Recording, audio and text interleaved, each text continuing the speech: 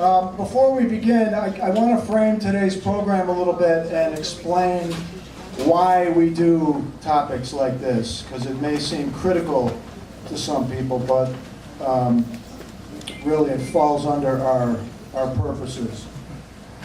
First of all, most of you are sitting inside the confines of the Steve Allen Theater. As you might have seen on the slideshow earlier, Center for Inquiry is a nonprofit educational organization, and we have two major components to the organization. And the first side is the skeptical side. Through Skeptical Inquirer magazine, we deal with pseudoscience, claims of the paranormal, and other extraordinary claims. We investigate, we have the independent investigations group here, and we investigate extraordinary claims as well. We also have the humanist side through Free Inquiry magazine, which deals with religion, ethics, morality, and promoting a secular society. And here's how and why. Our skeptical side looks at the idea of thetans being present in the human body and asks, where is the scientific evidence for this? We see e-meters as devices that measure galvanic skin response. And we ask, where is the evidence that this machine does anything more than that? We hear the story of Xenu, an alleged galactic overlord who lived 75 million years ago, and we ask, where is the evidence? Where is the scientific evidence? Indeed, where is the science in Scientology? To us, these claims and stories seem less the revelation of a scientific genius and more obviously the product of the imagination of a pulp fiction writer. Now, thank you. Our humanist side looks at the numerous claims of human rights violations stemming from the church's Sea Org, where many people have claimed brutally long hours at virtually slave wages. Some of you are following the story. The church is in trouble in Australia for similar practices that have been going on also in this country, and there is a possibility that the church will have to pay millions of dollars in back wages to people who work tremendous hours. They call them volunteers, but I don't think it feels like volunteering. We hear tale after tale of cult-like pressure placed on people to stay unquestioningly in the church, or be ostracized by friends and family, or worse, harassed or threatened, or in the case of Lisa McPherson, held until she died a horrible death at a young age. So this is our take on the Church of Scientology, and this is why we are sponsoring this event tonight and have sponsored other events that may be construed as being critical to the church. Now, Janet Reitman, who's going to be out here in a minute, is a journalist of high standards and didn't set out to be a critic of the Church of Scientology. When we suggested that we include a panel of ex-Scientologists to join her, she preferred to keep it simple and let her book and the exhaustive research that went into it stand on its own. So we agreed that that was more proper for her position. We invited people from the church to attend today. I know there are some ex-Scientologists here. We specifically invited Sea Org members, and we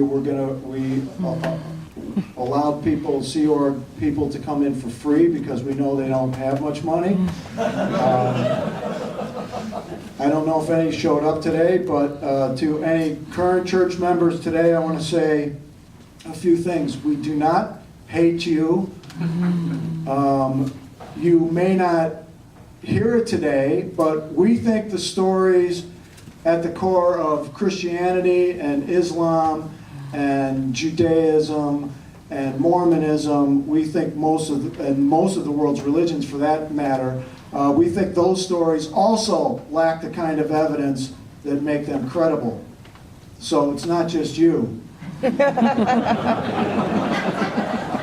We ask you that you open your minds to the possibility that the Church of Scientology, even if you believe it has some merits, is not just what you've been told. Finally, and this applies to all people, not just Scientologists, but this is a perspective that the Center for Inquiry has, question everything. It is never wrong for an adult human being to question anything. Your husband, your wife, a car salesman, your doctor, your minister, your government. No one has the right to tell you what to do without you understanding why. Not the Church of Scientology, not L. Ron Hubbard, not David Miscavige, no one. Before I introduce you to our interviewer, I want to remind everyone that, as always, no outbursts or heckling will be tolerated. We expect people to behave in a respectful and civilized manner, or you will be escorted out of the building. First, let me bring up the person who is going to interview our author today. Mark Ebner is a New York Times best-selling author. He's an award-winning investigative journalist who has covered all kinds of celebrity and crime culture for many magazines, including Spy, Rolling Stone, Maxim, Details, Los Angeles Magazine, Premiere, Salon, Spin, Radar, and the New York Times, among other national and international publications. He has conducted over 50 in-depth investigations into subjects such as Scientology, pit bull fighting in South Central Los Angeles, the Ku Klux Klan in Texas, celebrity stalkers, drug dealers, missing porn stars, sports groupies, college suicide, and hepatitis C in Hollywood. The man is fearless.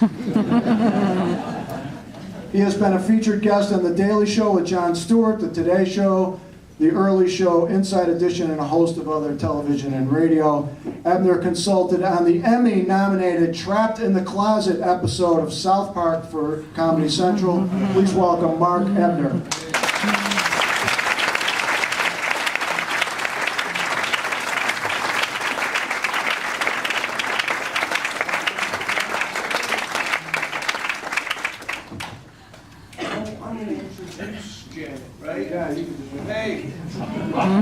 Thanks for coming.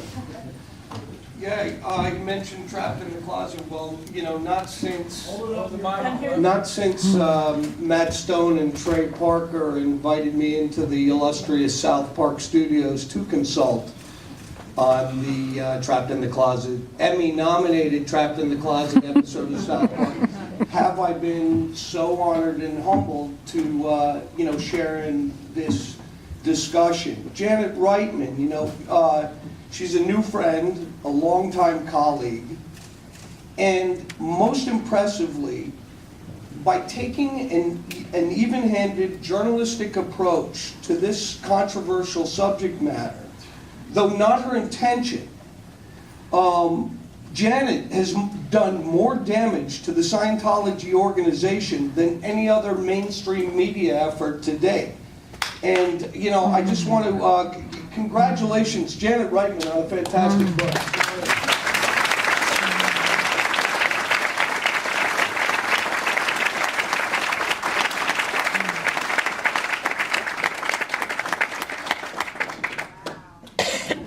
We're doing the hold your own mic thing. Yeah. Die hard. He's talking to my dog. What do I do? Well, Is Janet, this good? yeah. You can hear me? Cool. Your mic's not on. Yes, it is. Yeah, it works okay. Hello? To your mouth. It's working now. Sorry, guys.